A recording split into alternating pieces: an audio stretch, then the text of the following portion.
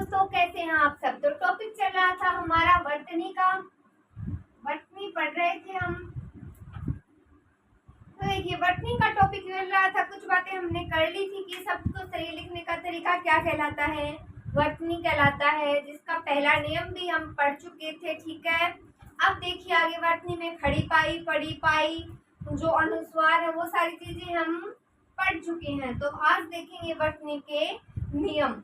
तो वर्तनी का दूसरा नियम ये है कि जहाँ श और श तो होता है ये और स होता है ये।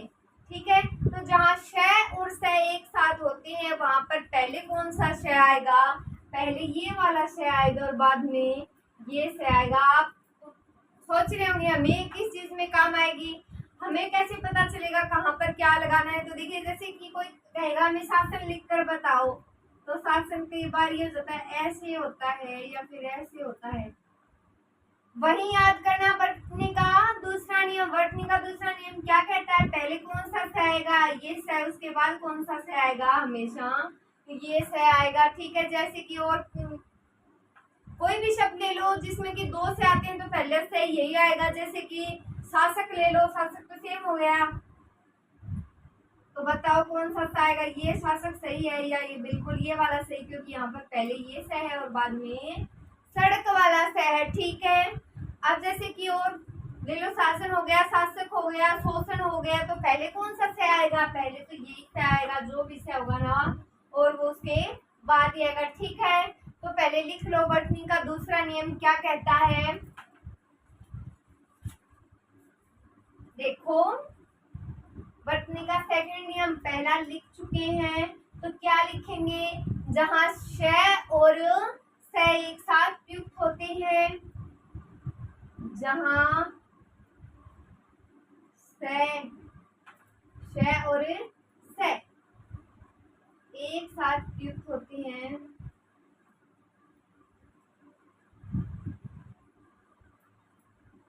प्रयुक्त होते हैं,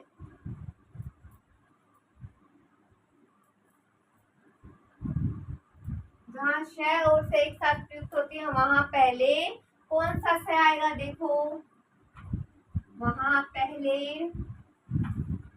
श आएगा,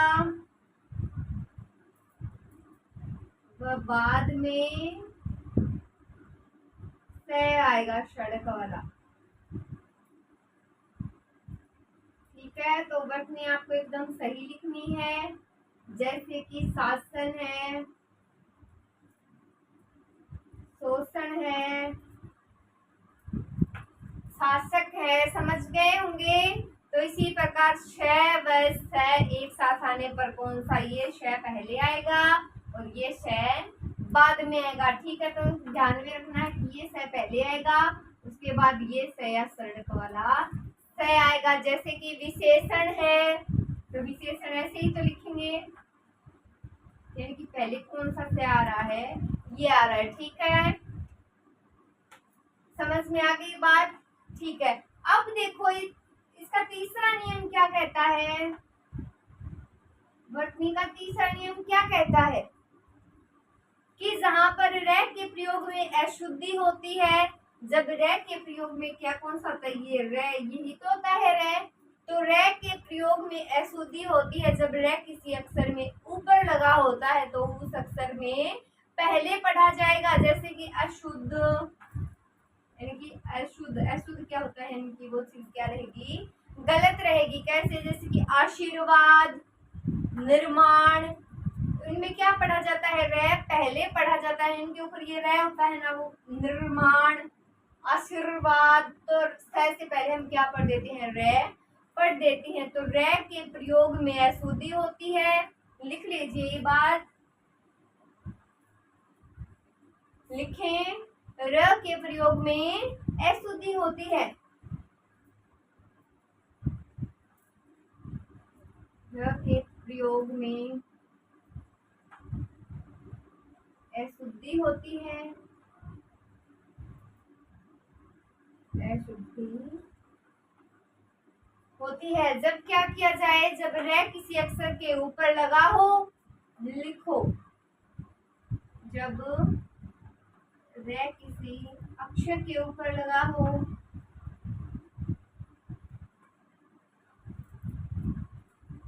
ऊपर लगा हो, इनकी रे किसी अक्षर के ऊपर लगा हो तो वह उस अक्षर से पहले पढ़ा जाएगा। तो वह उस अक्षर से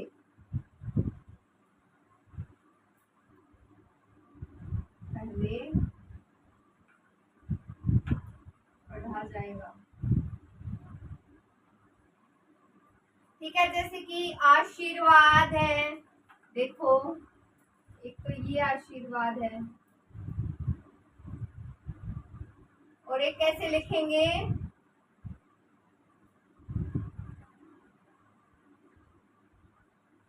समझ में आई बात। रे का प्रयोग बिल्कुल सही करना है। जैसे कि निर्माण है,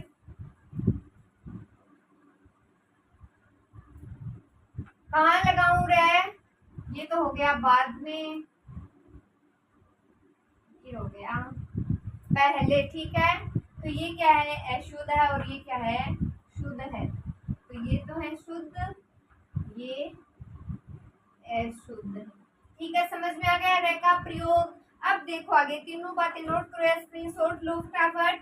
तो जहाँ से और से एक साथ प्रयुक्त होती है वहां पहले से आएगा और बाद में से आएगा। जैसे कि शासन है, शोषण है और रे के प्रयोग में अशुद्धि होती है जब रे किसी ऊपर यानी कि अक्षर के ऊपर लगा और हम पहले पढ़ देते हैं। ठीक है, अब देखो आगे,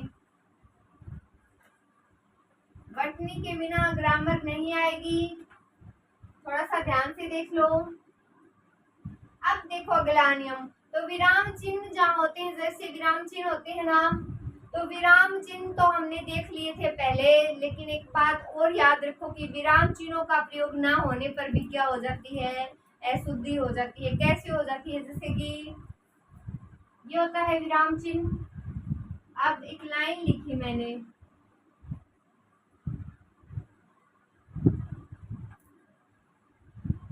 क्या मतलब है इस बात का, रोको मत जाने दो। विराम चिन्ह से तो समझ आएगा। अब हम बोलेंगे रोको मत जाने दो, और यही मैं ये यहाँ पर लगा दूं विराम चिन्ह, तो क्या हो जाएगा, रोको मत जाने दो। तो क्या करना है, विराम चिन्हों का एकदम सही प्रयोग करना हमें आना चाहिए, क्योंकि विराम चिन्हों का प्रयोग ना होने पर भी शब्दों में क्या आ जाती है, अशुद्धि आ जाती है। लेकिन हमें थोड़ा सा ये ध्यान रखना है, अशुद्धि को आने से रोकना है। तो लिख लो ये बात कि विराम चिन्हों का प्रयोग न होने पर भी अशुद्धि हो जाती है। लिखो, विराम चिन्हों का प्रयोग न होने पर भी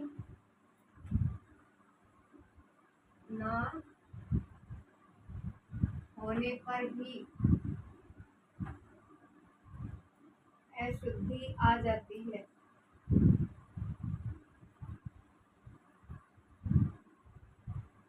ठीक है,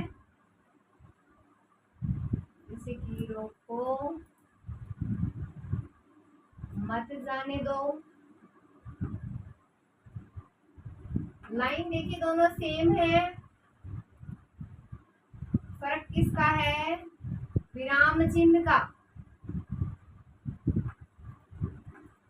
तो रोको मत जाने दो और एक रोको मत उसे जाने दो। ठीक है, तो हमें क्या करना है, विराम चिन्हों का एकदम सही प्रयोग करना है। अब देखो एक और लिखो आगे नियम इसका, वर्तनी का। अगला नियम थोड़ा सा इम्पोर्टेंट है, जैसे कि पूर्वकालिक प्रत्यय, प्रत्यय यानी कि जो पहले लगे। ठीक है, प्रत्येक कर को क्रिया में मिलाकर क्या लिखा जाता है, शब्द को लिखा जाता है। जैसे कि उठ कर, सो कर, क्या मिलाया जाता है, प्रत्यय मिलेगा उसमें, कर बाद वाला कर। तो प्रत्यय पहले नहीं मानना है, तो देखिए पूर्वकालिक यानी कि प्रत्यय लगा देना है सबसे पहले, सो कर, उसके बाद लगेगा वो प्रत्यय होगा। ठीक है, जैसे कि सो कर, उठ कर, खा कर, ठीक है, जाकर। ठीक है, तो ये लिखो, फिर देखो पूर्वकालिक प्रत्येक कर को क्रिया में मिलाकर लिखा जाता है। पूर्वकालिक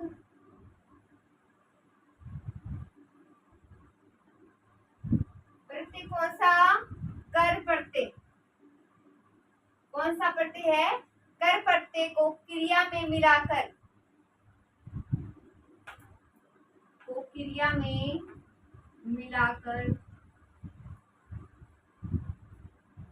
क्या किया जाता है, लिखा जाता है।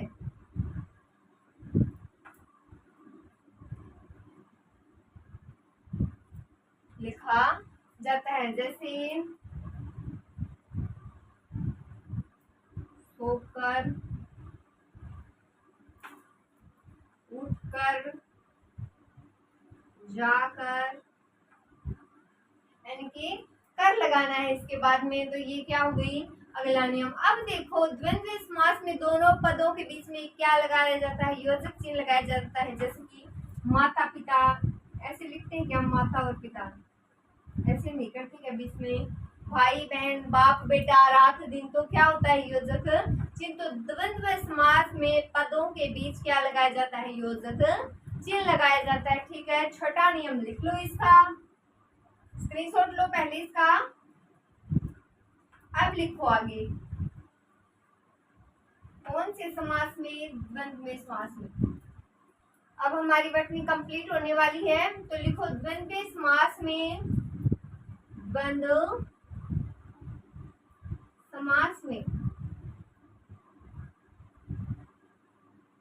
क्या किया जाता है, पदों के बीच योजक चिन्ह लगाया जाता है।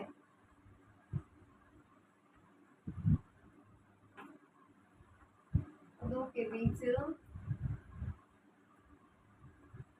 योजक चिन्ह लगाया जाता है।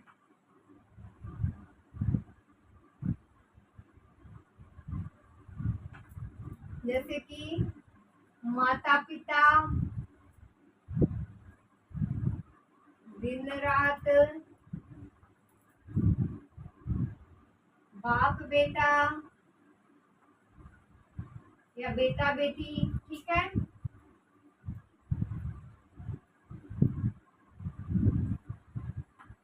ठीक है। अब देखो सातवां नियम क्या कहता है इसका, ये तो बिल्कुल इजी है।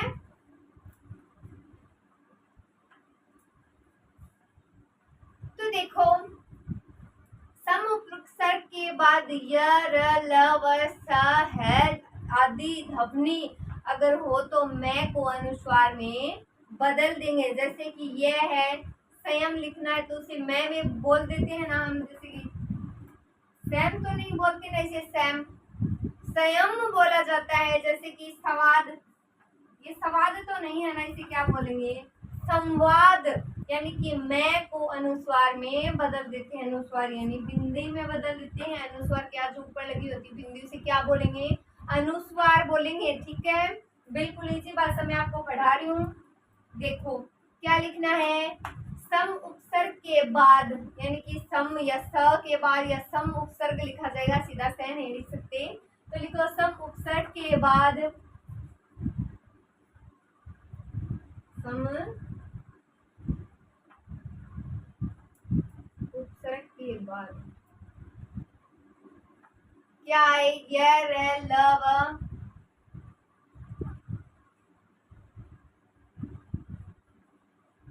या फिर क्या हो, श, स और है, श, स और है आदि ध्वनि हो तो, आदि ध्वनि हो तो क्या करना है, हम मैं को अनुस्वार में बदल देंगे। म को अनुस्वार में बदल देंगे, बदल देंगे। सही है इतनी बात, जैसे कि लिख लो, बाद में आपको समझ में नहीं आएगा। संवाद है, संयम है, और क्या, जैसे कि संलग्न भी है। ठीक है, तो ये थोड़ी सी बातें ध्यान में रखो। अब देखो अगला नियम क्या कहता है इसका, वर्तनी का अगला नियम कहता है कि तक साथ आदि अवयवों को क्या किया जाता है, पृथक किया जाना चाहिए। जैसे कि मेरे साथ, हमारे साथ, यहाँ तक, अब तक, ये सारी चीजें इसमें आ जाएंगी कि तक के साथ आदि अवयवों को क्या करना चाहिए, पृथक किया जाना चाहिए। ठीक है, तो लिखो तक, साथ, आदि, ये जो अवयव होते हैं, तो अवयवों को क्या किया जाना चाहिए, पृथक किया जाना चाहिए, किया जाना चाहिए। देखिए इतनी बातें हमें इनमें काम आने वाली हैं जो हमने कंप्लीट कर ली हैं। जैसे कि मेरे तक साथ है, ये नहीं हो सकता ना, पर मेरे ही साथ होगा, सिर्फ हमारे साथ। इन शब्दों का प्रयोग हमें ध्यान रखना है। जैसे यहाँ तक, या यहाँ तक आएगा ना, यहाँ साथ नहीं आएगा, यहाँ तक, अब तक, तो ये थोड़ा सा ध्यान में आपको खुद रखना पड़ेगा। ठीक है, वर्तनी में इतनी बातें हमने कंप्लीट करनी थी जो हमने आज कर ली है। वर्तनी में इससे आगे कुछ आने वाला नहीं है, तो जितनी बातें काम की थी, जितनी बातें इसके नियम थे ना, वो हम पढ़ चुके हैं। Thank you so much guys.